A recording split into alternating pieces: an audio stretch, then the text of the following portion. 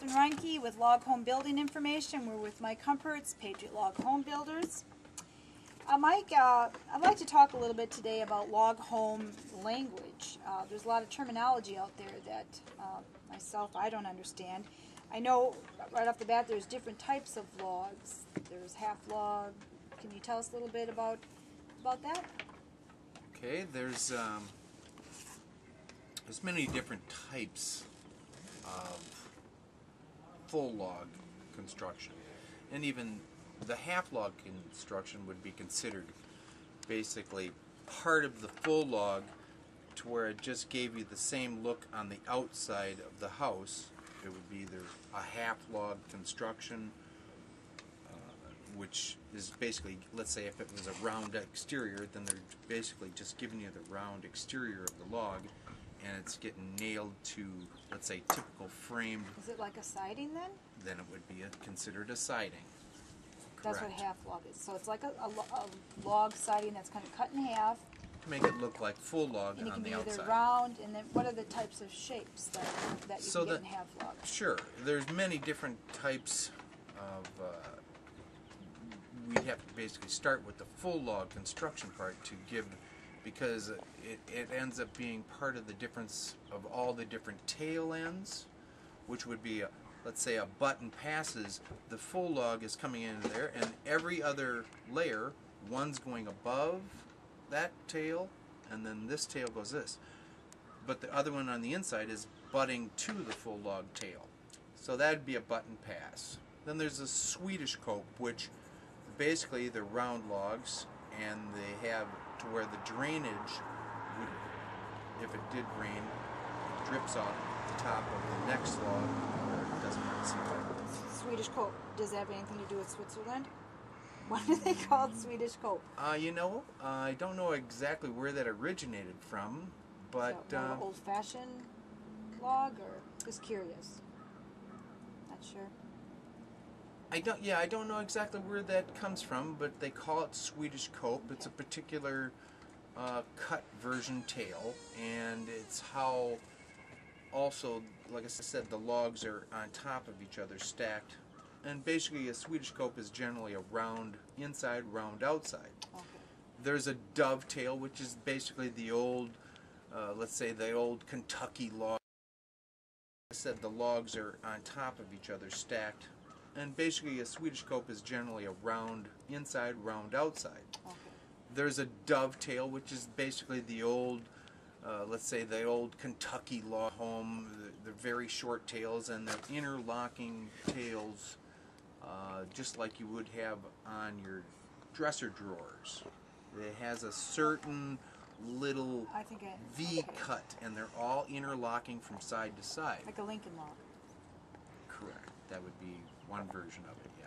Okay. And then, so there's several different tail ends, you know, that make the difference as to how the half log version would come out to match the same exterior as the full log, if they switched from one to the other or just stayed with a stick frame. Now, I've heard the term rustic log, hand-hewed log. Mm-hmm. What do some of these things mean? Considering one of the more popular versions now would be a D-shaped log, which is flat interior and round exterior. So it makes it easier to butt all your walls inside and, say, finish cabinets to the interior walls, and it leaves it a flat interior but still keeping the round exterior. Now that generally these D-shaped, it's a milled log. Every log is basically milled to make it look identical. The rustic log home would be basically taking your rough trees, and after they're debarked, they're basically kept to the center hearts of the log, and you can either hand carve them to fit each other, which would be a real aesthetic look, which gives it a little bit more flow to each log, the butt ends and aboves and the belows, as opposed to ledges, and keeping, because they would still want to give you a. Is that the hand hewn that you're talking about? Yes, that would be hand hewed, which is still rustic, very rustic, but yet it gives it a little bit more curvy, as opposed to sharp edges. Not as perfect, looking more No, like it's the not old-fashioned log home. Correct. And the other one that would be very rustic is they wouldn't care if it did have ledges, and you can chink them. And either the old version would be to putting concrete or hair. Now, is that what chinking is? What is chinking? Well, it's when you would see some of these older log homes, it would be, let's say, the white concrete or mudding between the logs above and below to cover the gaps of, let's say, a fat log going all the way down to a small. Well, they had to accommodate for the stack height and how it would seal between the logs by filling it with what they would call a chinking. And you're saying that was concrete and hair? It could be concrete. It used to be either mud, or they would use mud and straw. It was all different kinds of... So you can get a log home now that's chinked. Do they use concrete still, or? Generally, no. They're using let's say, a rubber acrylic, which lasts a lot longer. It has a lot more flexibility to it, so obviously a lot more durable, and it's very clean and white, and still gives it a little bit more pristine look than the old, whether I'd say mud and straw or... Now, have we covered all the types of logs that there are? We got rustic, hand hewn, D-shape, the Swedish cope you mentioned, dove. Did we miss anything? There's other ones, and just the fact that there's so many variety of sizes.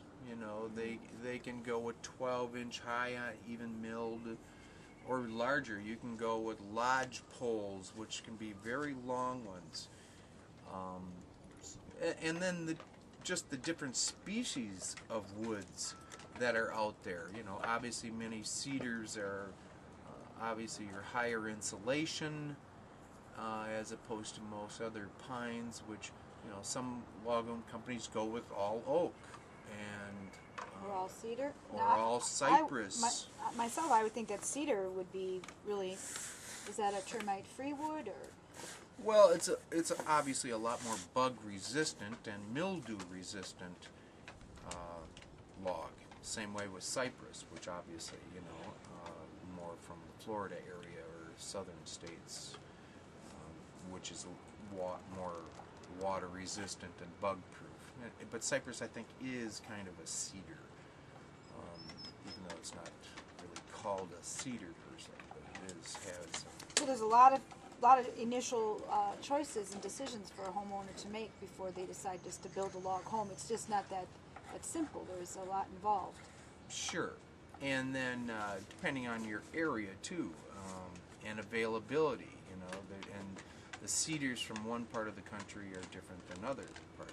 There's different white cedars in your northern states, and then there's the western red cedar, which has a lot more fragrance to it. That'd be nice.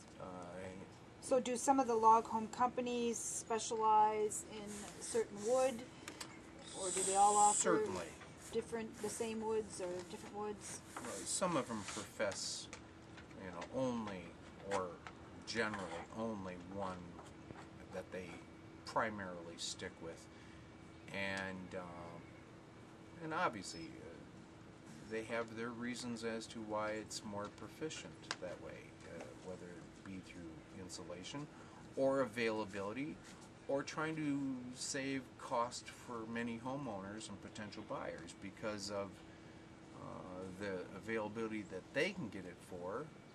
So pine, I'm guessing, is the cheapest. Many of the pines have a less cost, sure. And then is oak the most? Why would anyone want an oak log home? Well, I think it has a tendency to be more on the sounding of durability